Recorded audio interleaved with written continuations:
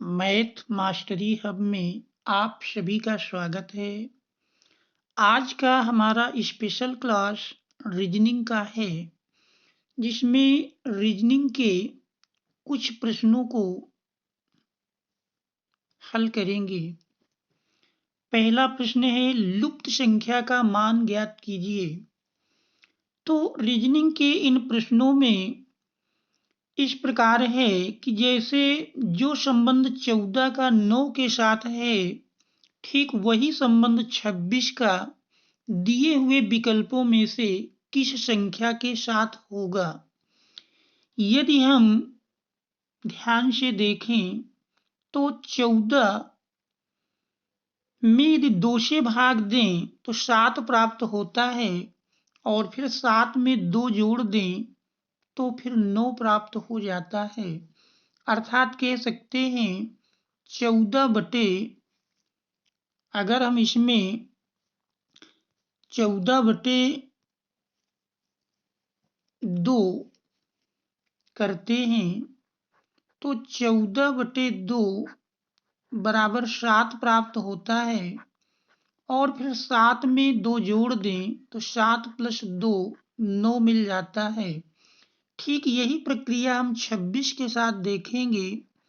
तो 26 बटे 2 हमने किया, 13 प्राप्त हुआ, और 13 में 2 जोड़ दें तो 13 प्लस 2 15, जो कि ऑप्शन नंबर बी पर दिया है। इस प्रकार से क्वेश्चन मार्क में हमारा 15 आएगा, तो इसका सही उत्तर ऑप्शन बी 15 है। देखते हैं अगला प्रश्न। हमारा अगला प्रश्न है, जो संबंध 6 का 29 के साथ है, ठीक वही संबंध 24 का दी हुई किस संख्या के साथ होगा। तो यदि हम ध्यान से देखें तो 29 6 का 5 गुना से 1 कम है, यानी 29 प्राप्त होगा 6 गुणे 5 माइनस 1, तो 30 माइनस 1 बराबर 29। ठीक यही प्रक्रिया हम 24 के साथ करेंगे। तो 24 गुणे 5 माइनस 1, तो 24 पंचे 120, 120 माइनस 1 करते हैं तो 119 प्राप्त होता है, जो कि ऑप्शन नंबर सी पर दिया है। तो इस प्रकार से क्वेश्चन मार्क में 119 आएगा। तो इसका सही आंसर ऑप्शन सी है। अब देखते हैं अगला प्रश्न। हमारा अगला प्रश्न है, लुप्त संख्या का मान ज्ञात कीजिए। जो संबंध 49 और 343 का है, ठीक वही संबंध 64 का दिए हुए विकल्पों में से किस संख्या के साथ होगा। यदि हम 49 को देखें तो 49 7 का स्क्वायर होता है। 49 देख रहे हैं, 7 का स्क्वायर 49, और 343 देख रहे हैं 7 का क्यूब है। 7 का क्यूब करेंगे तो 343 होता है। ठीक इसी प्रकार 64 को यदि हम देखें तो 64 8 का स्क्वायर 64 होता है, और यदि हम 8 का क्यूब करते हैं तो हम जानते हैं कि 8 का क्यूब 512 होता है।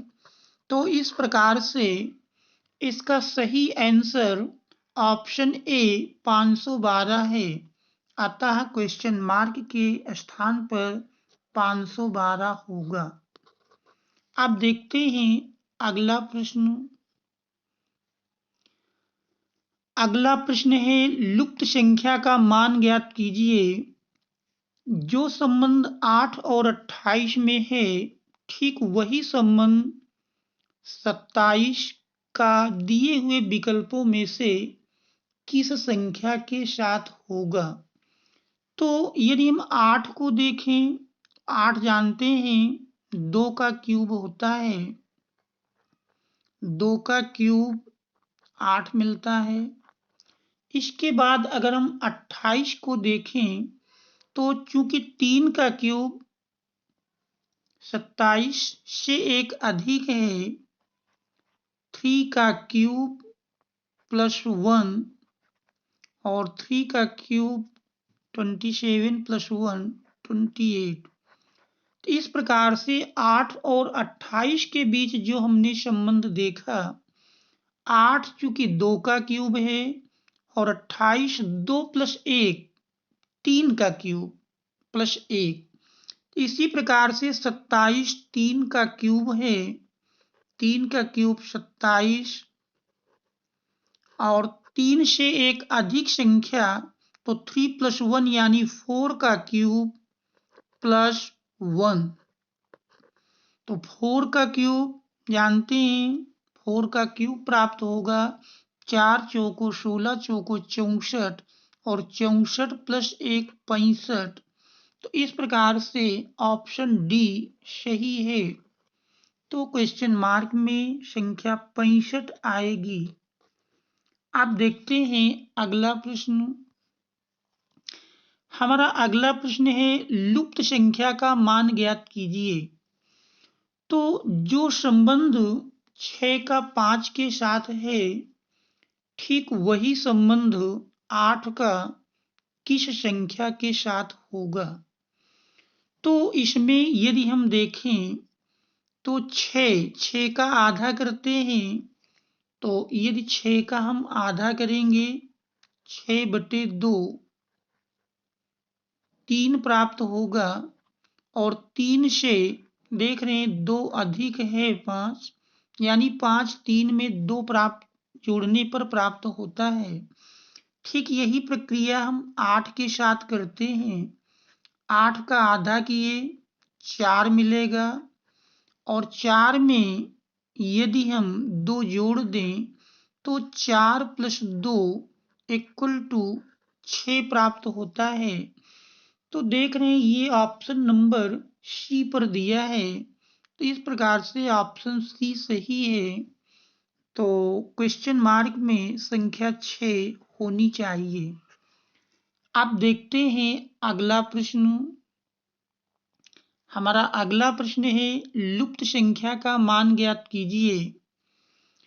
जो संबंध 9 का 8 के साथ है, ठीक वही संबंध 16 का किस संख्या के साथ होगा, ये हमको बताना है।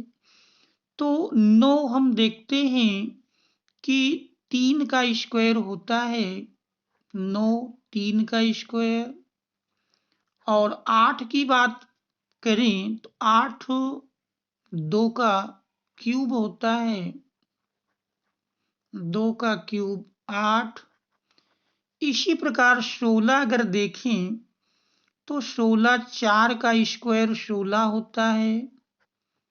क्योंकि इस साइड में हमने देखा 3 का स्क्वायर 9 और 3 से एक छोटी संख्या 2 का घन 8 प्राप्त हुआ। तो इधर 4 का स्क्वायर 16 है, तो 4 से एक छोटी संख्या यदि देखें तो 3 और 3 का अगर हम क्यूब करते हैं तो 3 के क्यूब का मान 27 प्राप्त होगा। तो इस प्रकार से देख रहे हैं 27 ऑप्शन सी पर दिया है, तो इस प्रश्न में ऑप्शन सी सही है। तो क्वेश्चन मार्क में संख्या 27 होगी। अब देखते हैं अगला प्रश्न। हमारा अगला प्रश्न है लुप्त संख्या का मान ज्ञात कीजिए। जो संबंध 20 का 6 के साथ है, ठीक वही संबंध 40 का किस संख्या के साथ होगा। तो इसमें यदि देखा जाए जैसे 20 और 6 कि अगर हम योग की बात करें तो योग में ऐसी कोई संख्या नहीं दिया, 20 6 26। अंतर देखें 20 से 6 घटाते हैं तो कितना मिलेगा 14। लेकिन 40 से अगर हम 6 घटाएं तो 40 से 6 घटाने पर 34 वो ऑप्शन पर नहीं दिया है, इसलिए देखेंगे तो अगर इसमें हम देखें तो इसमें प्राप्त होगा 20 का जो 6 से संबंध है ठीक वही संबंध 40 का किस संख्या के साथ होगा। तो यदि इसमें हम अनुपात के रूप में देखें तो 20/6 का मान प्राप्त होगा। सरल करें तो 10/3 सरल करने पर प्राप्त हुआ 10/3, 2 से हमने काट दिया। तो यानी इसमें पहली और दूसरी संख्या के बीच 10 और 3 का अनुपात है। ठीक वही अनुपात अगर 40 और उस संख्या के साथ आ जाए और किसी ऑप्शन में मिल जाए तो वो ऑप्शन हमारा सही होगा।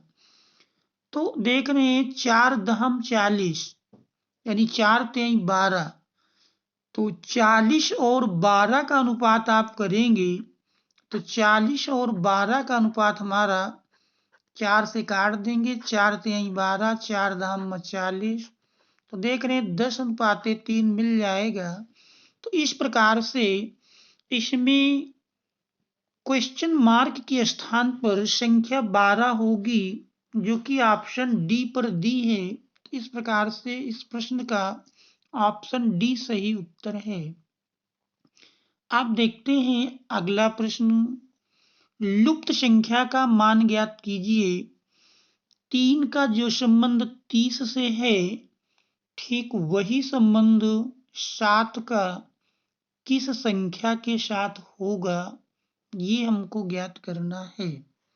तो इसमें अगर हम देखते हैं 3 का क्यूब करेंगे 27 प्राप्त होगा और 27 में 3 जोड़ने पर 30 प्राप्त होता है।